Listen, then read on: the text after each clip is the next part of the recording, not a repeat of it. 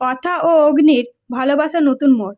বিস্তারিত জানতে সম্পূর্ণ ভিডিওটি লাইক দিয়ে দেখতে থাকুন। অগ্নি মায়ের স্মৃতি ফেরানোর জন্য নিজের বাবার কাছে যেয়ে বলে, মায়ের ভালোবাসার কোনো জায়গা আছে যেখানে মা যেতে ভালোবাসতো? তখন সমীর বলে, সঞ্চিতা দেশের বাড়ি গড়াল যেতে ভালোবাসতো।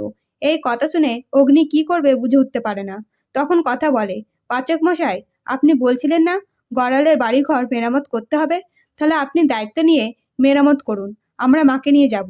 তখন অগ্নি বলে, ঠিক আছে, আমি মেরামত করার ব্যবস্থা করছি। এইসব কথা মেজমা আড়াল থেকে শুনে বলে, গড়ালে গেলে যদি সঞ্চিতা সব মনে পড়ে যায় তাহলে আমার কি হবে?